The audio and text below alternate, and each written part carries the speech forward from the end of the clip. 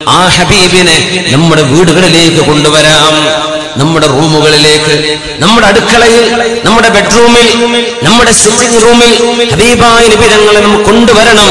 എങ്ങനെയെന്നറിയുമോ?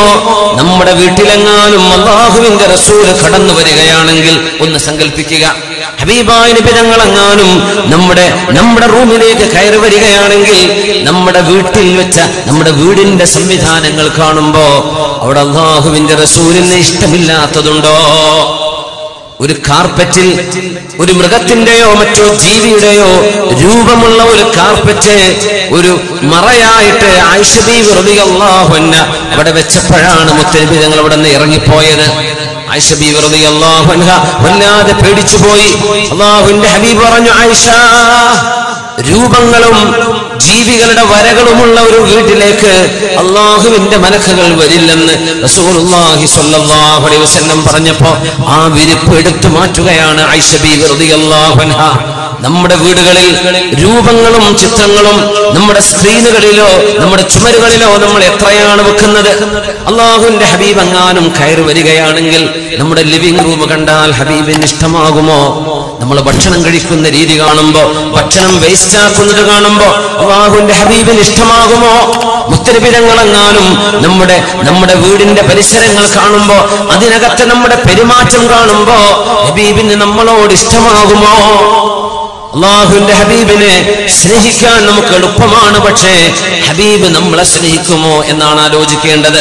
നമുക്ക് അങ്ങോട്ട് നബിയെ സ്നേഹിക്കാൻ ഒരു പ്രയാസവുമില്ല, പക്ഷേ നബി തങ്ങൾ നമ്മളെ ഇങ്ങോട്ട് കണ്ടാൽ ഇഷ്ടപ്പെടുമോ? അബ്ദുല്ലാഹി ഇബ്നു മസ്ഊദ് റളിയല്ലാഹു അൻഹു ഹബീബായ നബി തങ്ങളുടെ സ്വഹാബി, അവരുടെ ഒരു ശിഷ്യനുണ്ട് റബീഅ ഇബ്നു ഹുസൈം റളിയല്ലാഹു അൻഹു, സ്വഹാബിയാണ്, താബിഇയാണ്. റബീഅ എന്നവരെ കണ്ടപ്പോ മഹാനായ ഇബ്നു മസ്ഊദ് തങ്ങൾ പറയുന്നു, യാ റബീഅ ലൗ റആക റസൂലുള്ളാഹി സ്വല്ലല്ലാഹു അലൈഹി വസല്ലം ലഅഹബ്ബക. റബീഅ, നിങ്ങളെ എങ്ങാനും അല്ലാഹുവിന്റെ റസൂൽ കാണുകയാണെങ്കിൽ റബീഅ, നിങ്ങൾ അല്ലാഹുവിന്റെ റസൂൽ ഇഷ്ടപ്പെടുമായിരുന്നു.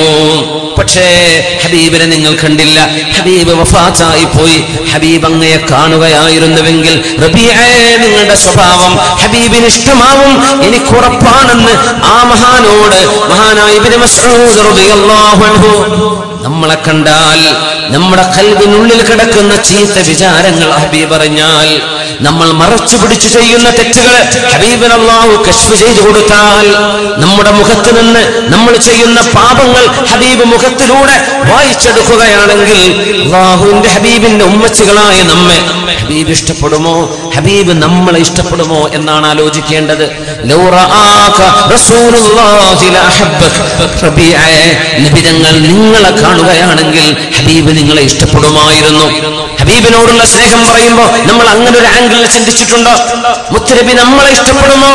നമ്മൾ അങ്ങോട്ട് ഇഷ്ടപ്പെടുന്നത് പ്രശ്നമല്ല, പക്ഷേ അതിനേക്കാളും പ്രശ്നം ഹബീബ് നമ്മളെ ഇഷ്ടപ്പെടണം. അല്ലാഹു സജ്ജനങ്ങളുടെ സ്വഭാവം അല്ലാഹു നമ്മിൽ കാണിച്ചു തരട്ടെ.